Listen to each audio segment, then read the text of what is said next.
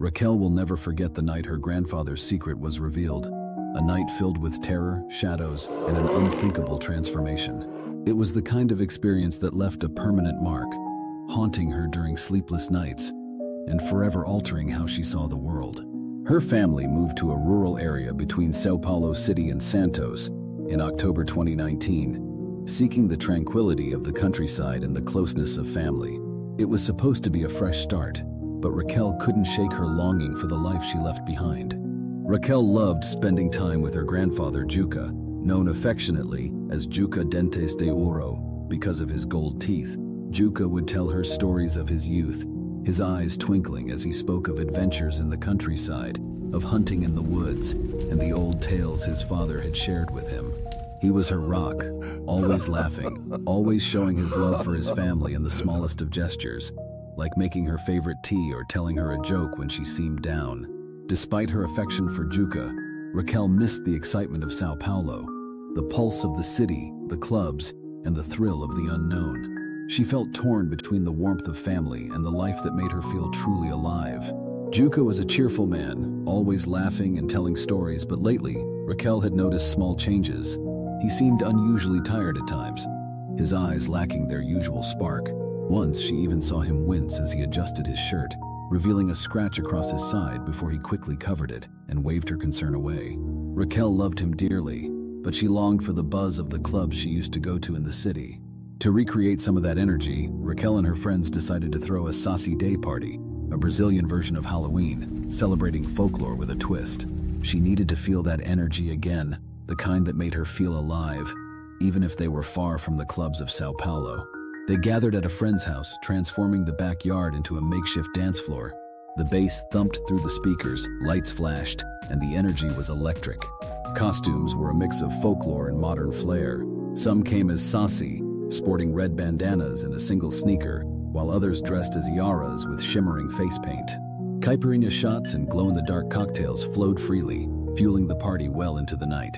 Raquel had dressed as a modern version of Saci, with ripped jeans, a red bandana, and even an LED glow stick tied to her belt. She danced and laughed, feeling a spark of the freedom she had missed. The fire pit crackled as her friends took turns telling spooky folklore stories. One of her friends spoke of old legends about protectors of the forest, beings who would appear when someone was in desperate need. Raquel rolled her eyes at the tale, dismissing it as another over-the-top ghost story meant to spook them. She thought back to her life in São Paulo, where such stories were nothing but entertainment, amusing tales told over drinks to pass the time. The city had no place for forest protectors or mystical beings, and she had always believed those were simply remnants of rural imagination. But something about the story stuck with her. The description of glowing eyes watching from the shadows, protecting the helpless, sent a chill through her despite the warmth of the fire. Despite that, she found herself enjoying the night more than she had expected. But as the party wound down and her friends began to leave, Raquel realized she had lost track of time. It was late and she needed to walk home. The rural roads were dark and empty as Raquel set off, her footsteps echoing on the deserted path. The isolation was palpable, each step reminding her how far she was from any help. The silence was oppressive, broken only by her own breathing and the occasional rustle of leaves. There were no cars, no streetlights, just an endless stretch of darkness that seemed to swallow everything whole.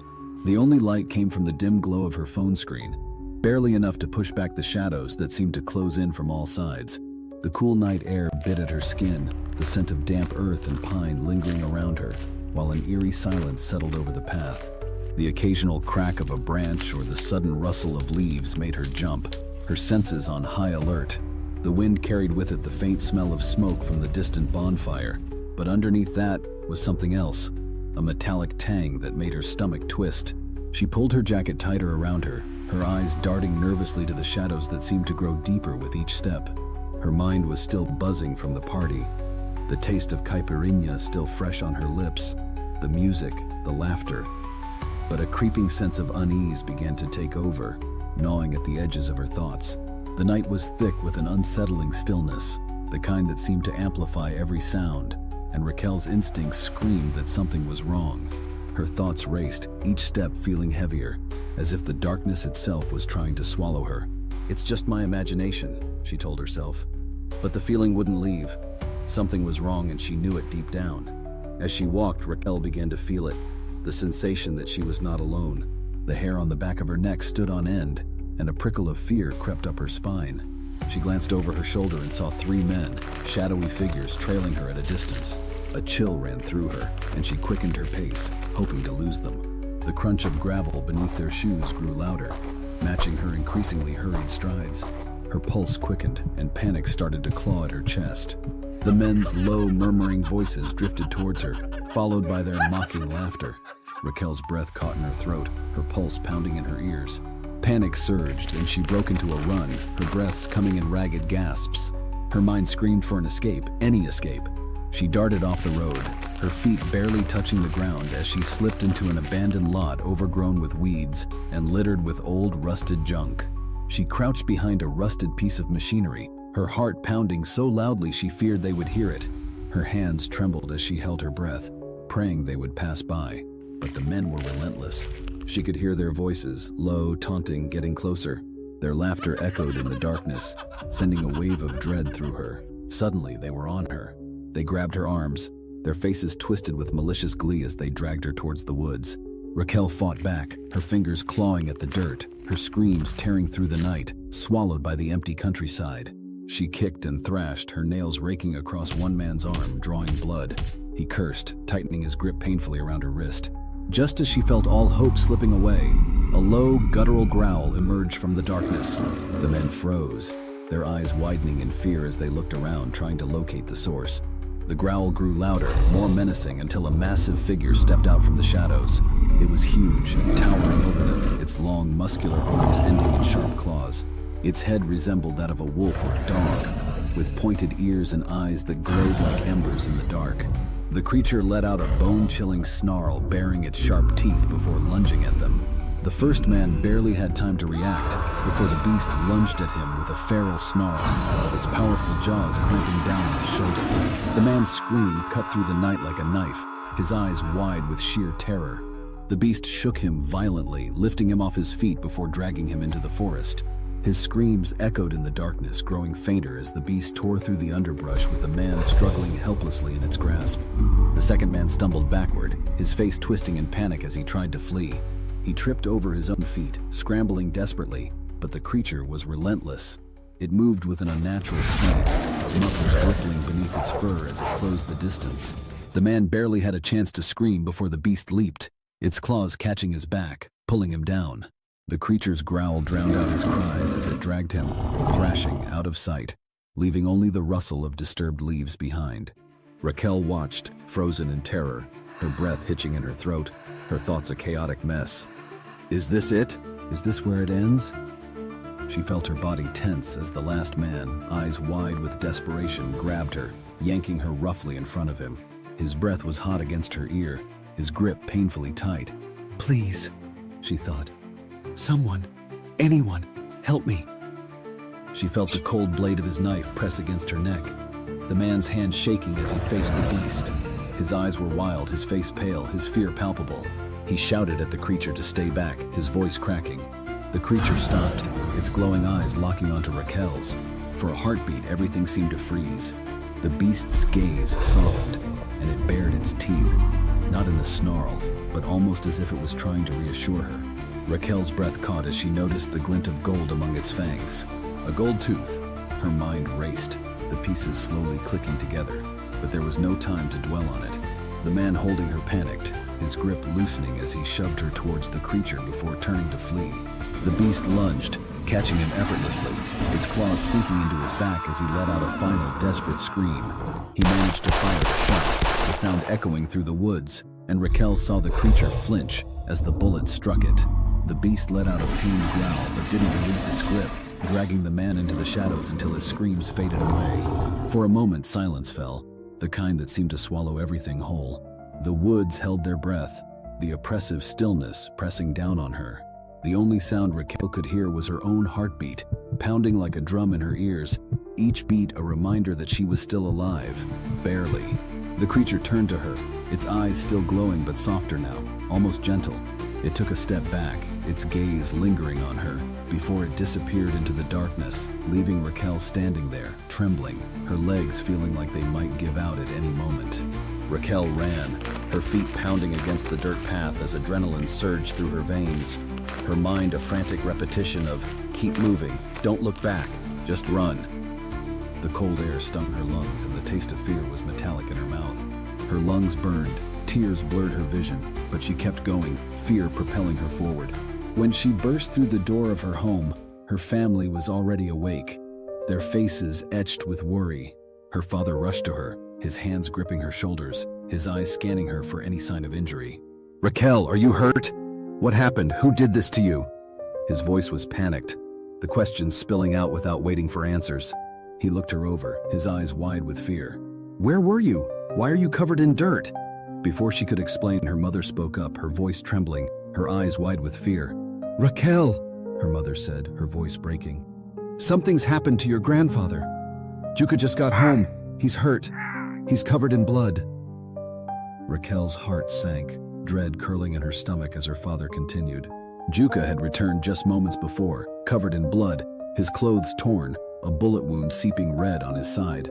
He had stumbled through the door, eyes unfocused and movements sluggish as if he were sleepwalking. He tried to say something, but his words were slurred, disjointed, like a man waking from a nightmare. He looked lost, his gaze searching the room for answers no one could provide. They had rushed him to the hospital, and Raquel insisted on going with them, her mind racing with questions, her heart heavy with foreboding. The next few days passed in a blur, filled with hospital visits and restless nights.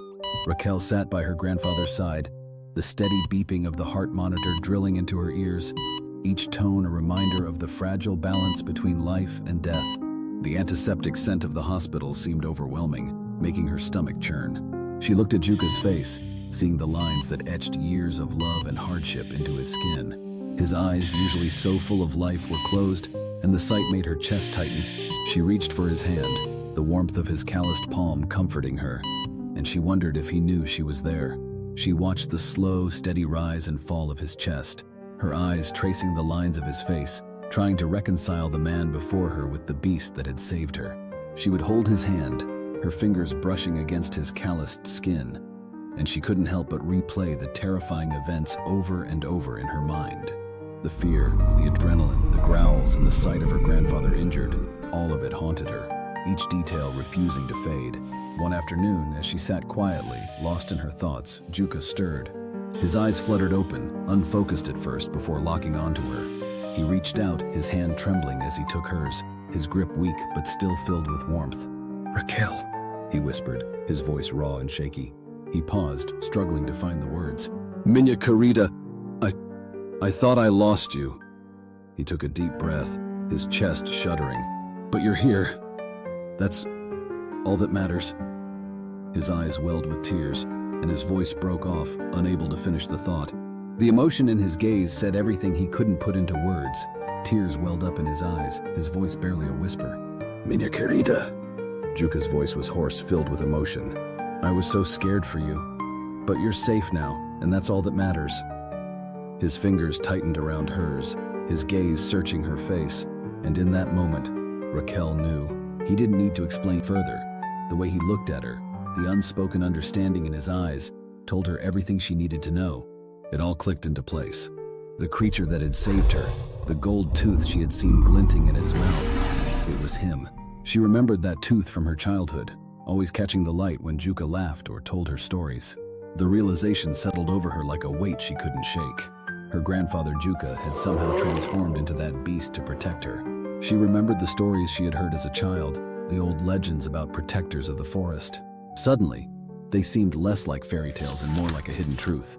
Juka Dentes de Oro was more than just a nickname. It was a mark of who he truly was, a guardian, a protector, willing to face the darkness to keep his family safe. After that night, the men were never seen again, their names fading into the silence of the community. No one spoke of what had happened, and the police seemed content to let it be, a mystery left unsolved. Raquel knew why. She saw it in the eyes of the neighbors, the way they glanced at Juka when they thought no one was looking. One day, a neighbor, Señor Nascimento, gave her a slow, knowing nod as he passed by. It was a gesture that unsettled her, a silent acknowledgement of something they both understood but would never speak of. There was a knowing in the community, a shared understanding that some things were better left unsaid. Raquel clenched her fists, her nails digging into her palms until they ached, the sharp pain grounding her in the moment. The weight of the truth bore down on her, almost suffocating. She looked at Juka, his tired smile breaking her heart. How do you thank someone for something like this? For facing the darkness when you couldn't? Her emotions twisted painfully, gratitude, sorrow, and a gnawing fear that she would never be able to repay him. She looked away, blinking back tears, knowing she had to carry this alone. She felt a mixture of gratitude and grief. Gratitude for her life, and grief for the secret she would now have to carry alone. She knew she could never share what had happened that night. This was a burden only she could carry, a secret forever etched in her heart. Her grandfather had given everything to protect her, and she would honor his sacrifice, keeping his story alive in her heart. She thought back to the bonfire at the Saci Day party, the warmth of the flames, the laughter of her friends, and the stories of protectors. The irony of dismissing those tales struck her now. She knew she would never forget what her grandfather had done for her, facing the darkness so she wouldn't have to. The world felt different now. The rural life she once resented seemed like part of something bigger, a story that stretched beyond her, a legacy that ran through her grandfather's veins, and now through hers. She realized this place with its shadows and secrets held more than she had ever imagined. It was a part of her, a part she was only just beginning to understand, but one she knew she could no longer ignore. The darkness had come for her, but Juka had faced it head on, and because of him, she was still here, ready to carry on his legacy. Raquel knew she had to learn more, to understand the protectors and the legacy Juka had passed on to her. She vowed to embrace it, to be ready for whatever might come next. If you've ever faced the darkness and lived to tell the tale, DeadNetStudios wants to hear from you. Your story could be the key to understanding the truth behind what lurks in the shadows. Share your experience at deadnetstudios@gmail.com and help us expose the secrets that hide in the wilderness. In addition, we would like to thank the YouTube channel NS Occulto and Raquel for allowing us to adapt her encounter. DeadNetStudios, where